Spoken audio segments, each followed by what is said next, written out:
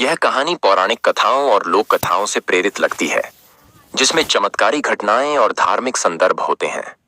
हालांकि इस विशिष्ट कथा का कोई प्रामाणिक स्रोत नहीं मिलता, लेकिन इसे एक रोचक कथा के रूप में समझा जा सकता है। संभावित कथा। प्राचीन काल में एक ऋषि आश्रम में कई मुनि तपस्या कर रहे थे। वहां एक बहन और भाई रहते थे, जिनमें आपसी प्रेम बहुत था। किसी कारणवश बहन ने अपने भाई को श्राप दे दिया, जिससे वह छिपकली बन गया। एक दिन सभी ऋषि मुनियों के लिए खीर बनाई गई।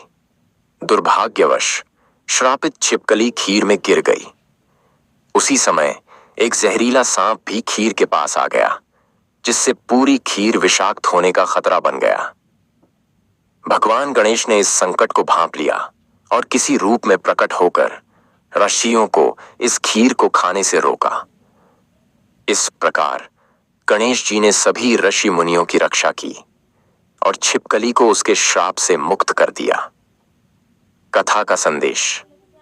यह कथा हमें सिखाती है कि श्राप और वरदान का प्रभाव कितना गहरा हो सकता है और ईश्वर अपने भक्तों की रक्षा के लिए हर संकट का समाधान निकाल सकते हैं। अगर आप इस कहानी का कोई विशिष्ट स्रोत चाहते हैं तो मैं इसकी और जानकारी खोज सकता हूं। रुक्मिणी विवाह कथा हिंदू धर्म में एक प्रसिद्ध कथा है, जो श्री कृष्ण और विदर्भ राजकुमारी रुक्मिणी के विवाह से संबंधित है। यह कथा मुख्य रूप से भागवत पुराण और अन्य पुराणों में वर्णित है। कथा संक्षेप। विदर्भ देश के राजा भीष्मक की पुत्री रुक्मिणी अत्यंत रूपवान, गुणवान और श्री कृष्ण की परम भक्त थीं। उन्होंने मन ही मन श्री कृष्ण को पति रूप में स्वीकार कर लिया था, लेकिन उनके भाई रुक्मी श्री कृष्ण के शत्रु थे और वे चाहते थे कि रुक्मिणी का विवाह चेदी नरेश शिशुपाल से हो। जब रुक्मिणी को यह ज्ञात हुआ कि उनके माता पिता की इच्छा के विरुद्ध रुक्मी उनका विवाह शिशुपाल से करवाना चाहता है, तो उन्होंने श्री कृष्ण को एक गुप्त पत्र भेजा।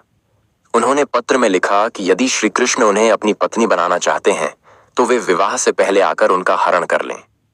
श्री कृष्ण द्वारा रुक्मिणी हरण। रुक्मिणी ने श्री कृष्ण को संदेश भेजा कि वे विवाह के दिन अंबिका मंदिर से देवी पार्वती का मंदिर में पूजा करने जाएंगी। श्री कृष्ण ने यह संदेश पाकर तुरंत द्वारका से विदर्भ की ओर प्रस्थान किया। जब रुक्मिणी मंदिर से बाहर आईं, तब श्री कृष्ण ने उन्हें रथ में बैठाया और बलराम जी के साथ द्वारका की ओर चल पड़े। जब यह समाचार रुक्मी और शिशुपाल को मिला तो उन्होंने श्री कृष्ण का पीछा किया, लेकिन युद्ध में श्री कृष्ण ने रुक्मी को हरा दिया और बलराम जी ने उसे चेतावनी देकर छोड़ दिया। श्री कृष्ण और रुक्मिणी का विवाह। इसके बाद श्री कृष्ण रुक्मिणी को द्वारका ले गए, जहां भव्य रीति रिवाजों से उनका विवाह संपन्न हुआ। इस विवाह से सभी देवता, संत और भक्त प्रसन्न हुए। श्री कृष्ण और रुक्मिणी के प्रेम, विश्वास और भक्ति से भरी यह कथा आज भी श्रद्धा और प्रेरणा का स्रोत बनी हुई है। रिफल कुमार रिफल शर्मा को चैनल को सब्सक्राइब करें, लाइक करें, कमेंट करें, शेयर करना बिल्कुल ना भूलेगा।